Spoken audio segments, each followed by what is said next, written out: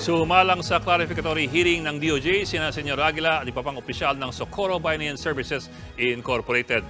Pinagtanggol naman ng kanyang stepson ng aktor na si Ricardo Cepeda kaugnay ng kinakarap itong kasong estapa. Na itong report. Brand ambassador lamang ang kanyang ama. Itong iginiit ni Joshua De Sequeira, stepson ng aktor na si Ricardo Cepeda.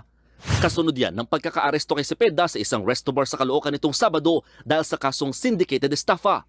Base sa reklamo, parte ang aktor ng isang kumpanyang nag-aalok ng umano'y peking investment.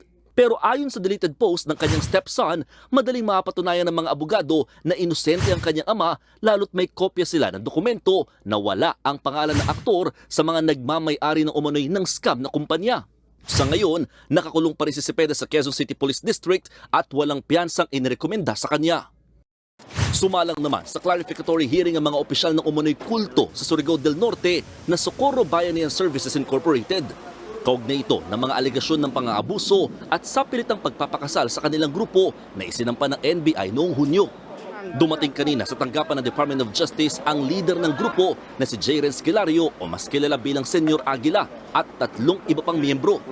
Isinalang din sa parehong pagdinig ang ilan sa mga biktima.